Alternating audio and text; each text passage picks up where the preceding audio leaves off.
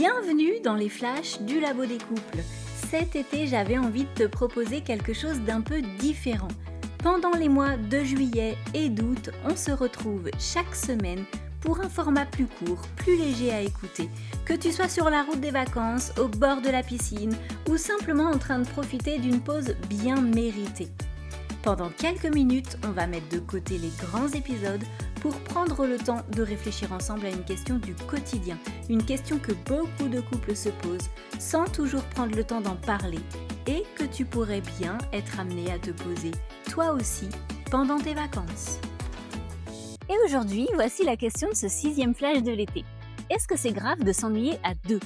C'est une question que beaucoup de personnes se posent, parfois même sans oser la formuler. Parce qu'on nous vend souvent l'image d'un couple qui rit, qui échange, qui partage sans cesse de nouvelles expériences. Alors lorsqu'on se retrouve à ne plus savoir quoi faire un dimanche après-midi ou pendant une semaine de vacances, le doute peut s'installer. Est-ce que c'est normal ? Est-ce que ça arrive à tous les couples ou est-ce que c'est le signe que quelque chose s'éteint ? C'est ce qu'on va explorer ensemble aujourd'hui. Alors, je crois qu'il faut commencer par distinguer deux choses.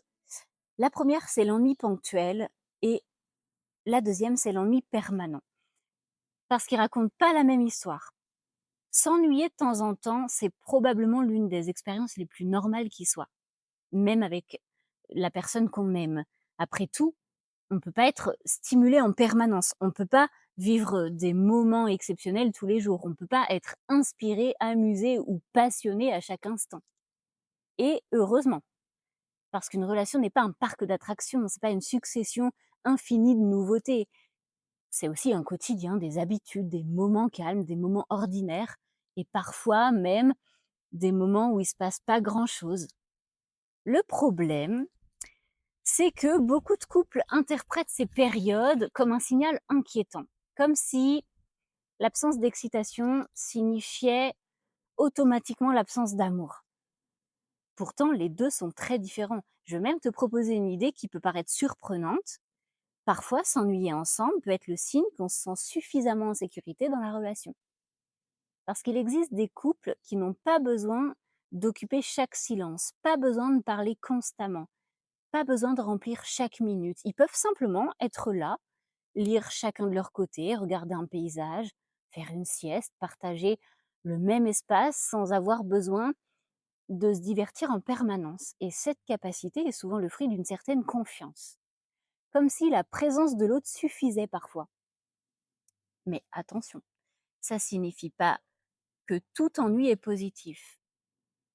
Il existe aussi un autre type d'ennui, celui qui dure, celui qui s'installe, celui qui ressemble davantage à une déconnexion, lorsqu'on n'a plus envie de partager, lorsque les conversations disparaissent, lorsque la curiosité pour l'autre s'efface progressivement, lorsqu'on vit côte à côte sans vraiment se rencontrer. Là, la question mérite peut-être d'être explorée.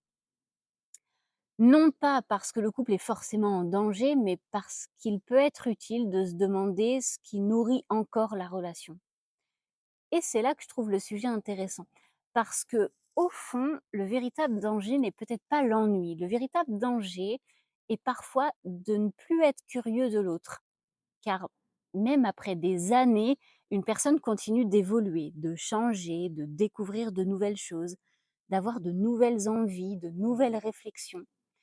Et lorsqu'on cesse de s'intéresser à cette évolution, on peut avoir l'impression de connaître l'autre par cœur, alors qu'en réalité, on a simplement arrêté de le découvrir.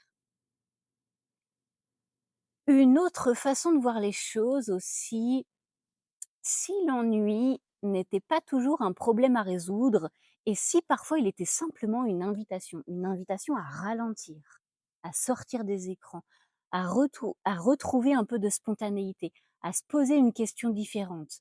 Non pas comment faire pour ne plus s'ennuyer, mais qu'est-ce que on a envie de vivre ensemble maintenant? Parce que entre la routine rassurante et la nouveauté permanente, il existe souvent un juste milieu. un espace où le couple continue à grandir sans avoir besoin de transformer chaque journée en événement exceptionnel. Alors, est-ce que c'est grave de s'ennuyer à deux? Probablement pas. Pas lorsqu'il s'agit simplement d'un moment calme dans une relation vivante. Pas lorsqu'il existe encore de l'envie, de la curiosité et du partage.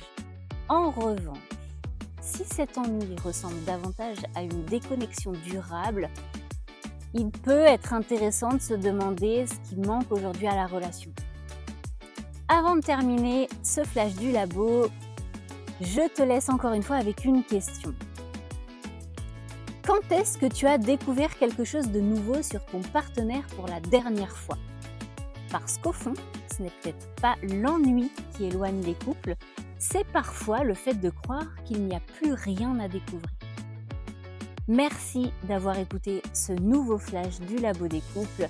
N'hésite pas à partager, commenter et faire découvrir le podcast autour de toi. Abonne-toi au Labo des couples sur ta plateforme d'écoute préférée. C'est encore une fois ce qui permet au podcast de continuer à grandir et à accompagner toujours plus de couples.